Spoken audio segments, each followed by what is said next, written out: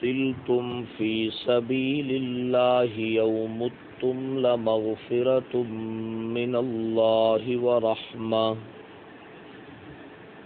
ورحمة خير مما يجمعون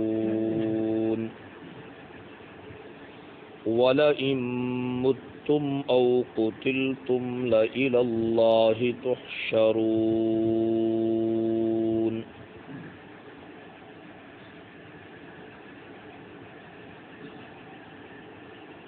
اور البتہ اگر تم قتل کر دیے جاؤ اللہ کے راستہ میں، یا طبعی طور پر مر جاؤ، البتہ بخشش ہوگی اللہ کی طرف سے اور رحمت ہوگی۔ یہ دونوں چیزیں بدرجہ بہتر ہیں ان چیزوں سے جن کو منافقین جمع کر رہے ہیں۔ اور البتہ اگر تم ویسے ہی مر جاؤ یا ویسے ہی قتل کر دیے جاؤ، تب بھی اللہ ہی کی طرف تم اکٹھے کیے جاؤ گے۔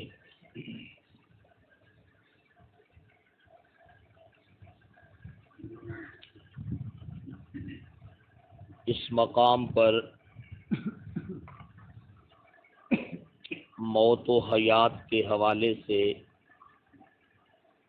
بہت ہی خوبصورت انداز میں ایمان والوں کی رہنمائی کی جا رہی ہے۔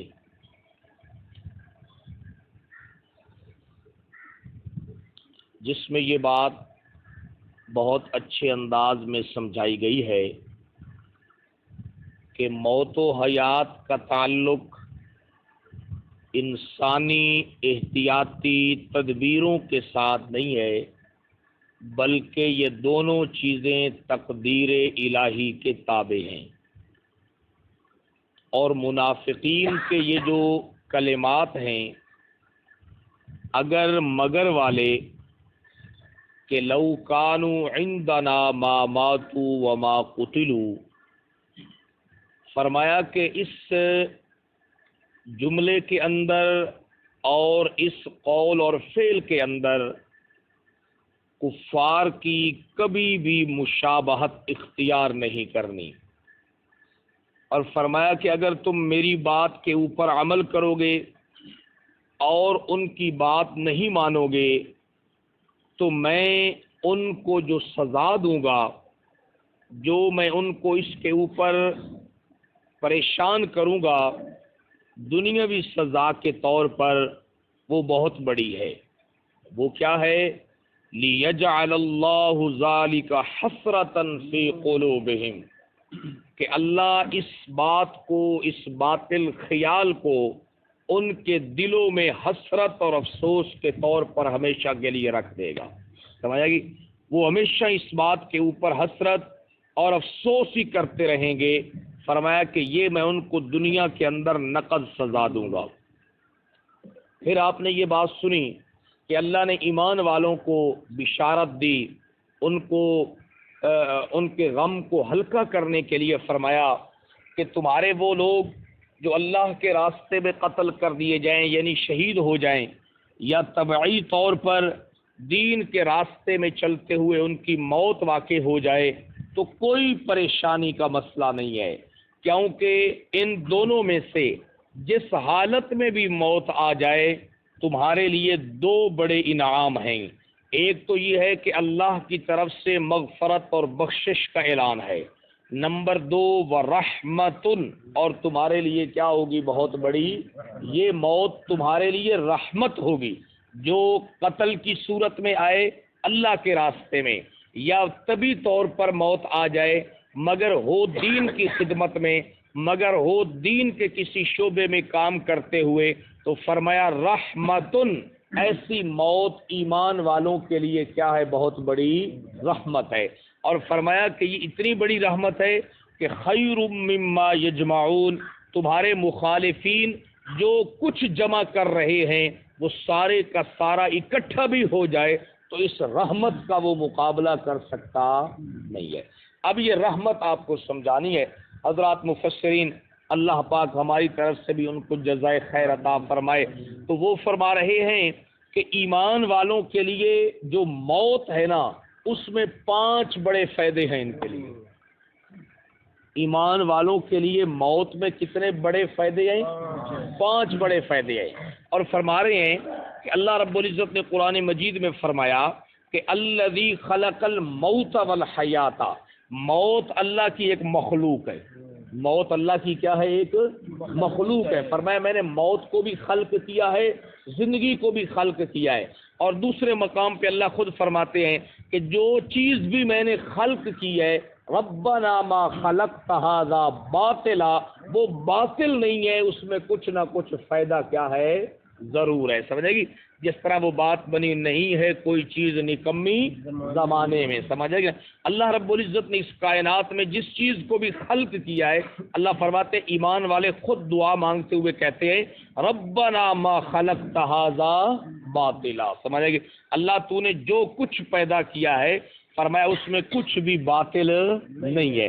تو اللہ فرماتے ہیں کہ وَرَحْمَةٌ، یہ موت ایمان والوں کے لیے کیا ہے بھائی؟ رحمت ہے، سمجھے گی؟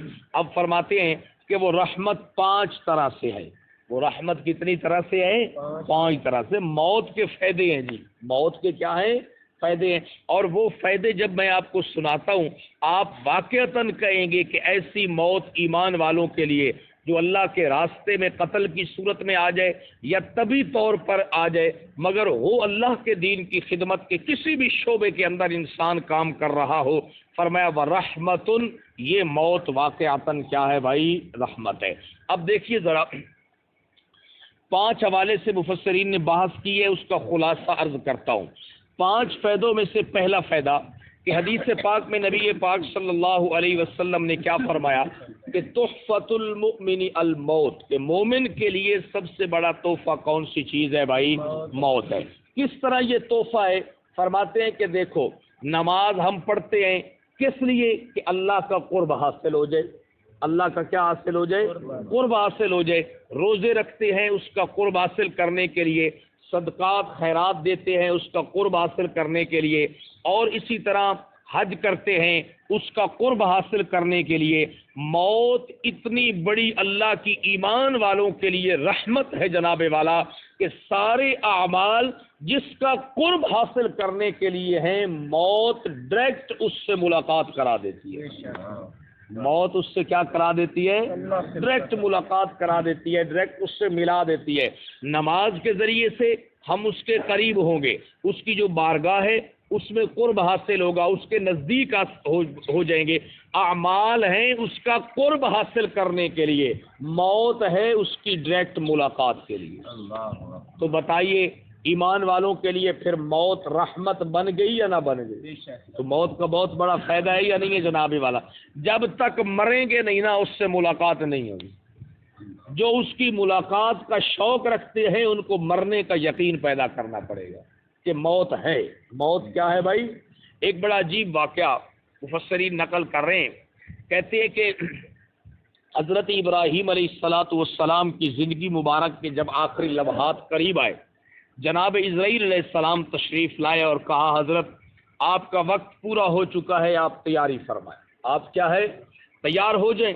تو حضرت ابراہیم علیہ السلام نے ایک سوال کیا، فرمایا بھئی آپ کو پتہ ہے کہ اللہ نے مجھے اپنا خلیل قرار دیا ہے، اللہ نے مجھے کیا ہے؟ اپنا خلیل قرار دیا ہے۔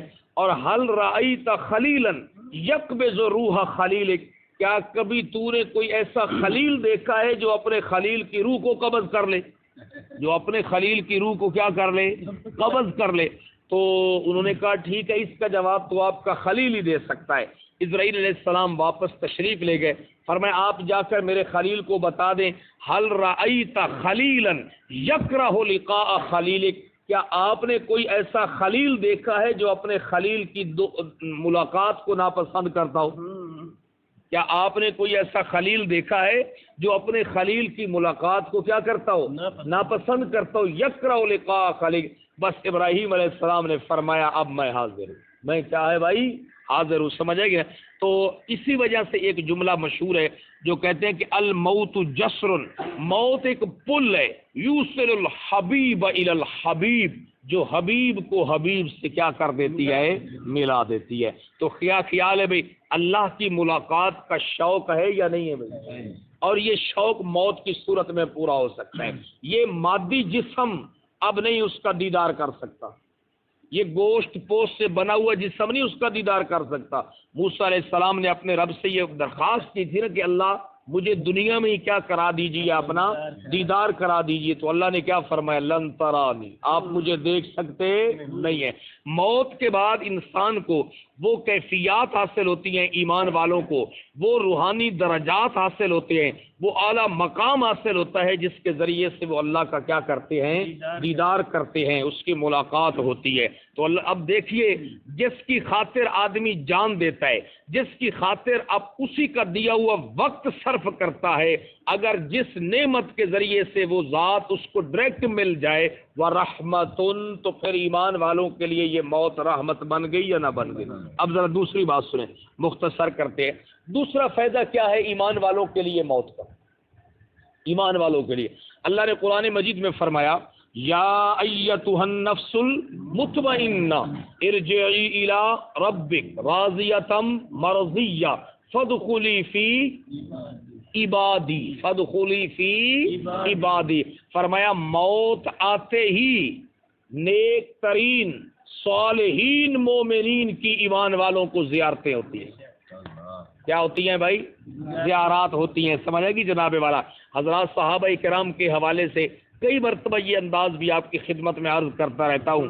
آپ دیکھیں نبی رحمت صلی اللہ علیہ وسلم نے خود اپنی لخت جگر حضرت فاطمہ الزہرا کو بھی آخری وقت میں جب وہ غمگین ہوئی، پریشان ہوئی، تو کیا کہا تھا؟ پریشان نہ ہو جاؤ، میرے خاندان میں سب سے پہلے تمہاری ہی ملاقات میرے ساتھ ہوگی۔ تو ان کی حضرت کی وفات کے تقریباً 6 مہینے کے بعد حضرت سیدہ فاطمہ الزہرا کا بھی کیا ہو گیا؟ انتقال ہو گیا، اور ملاقات ہو گئی کہاں بھائی؟ جنت کے اندر، سمجھ آئے گی؟ کیونکہ ایمان والے جو ہیں جو ہی ان کی روح کا جسم سے اخراج ہوگا، چونکہ وہ دنیا میں طیب بن کر انہوں نے زندگی گزاری ہوگی، تو وہ جنت میں جائیں گے۔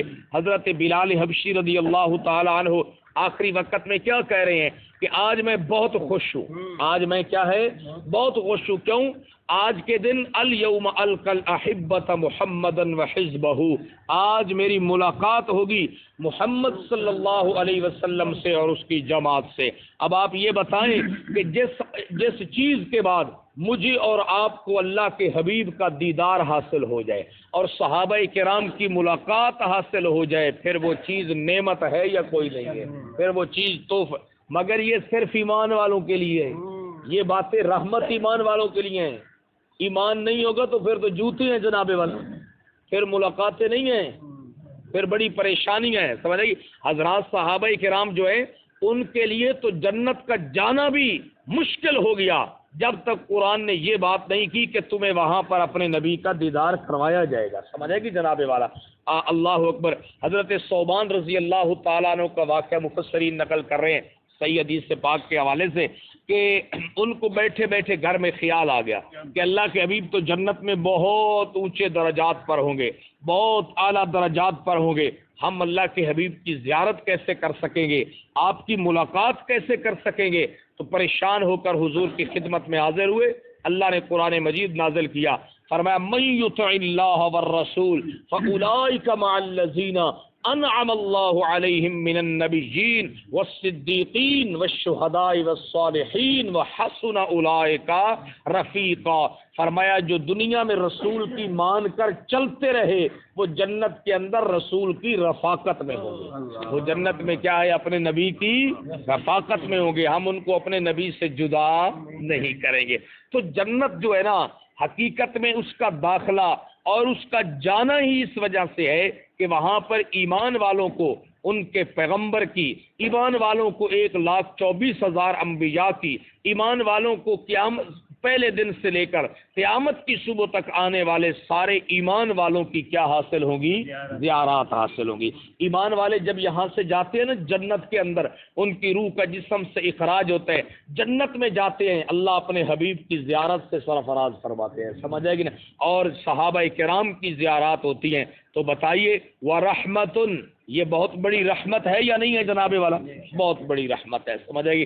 اللہ ہمیں یہ رحمت سمیٹنے کی توفیق نصیب فرمائے۔ تیسری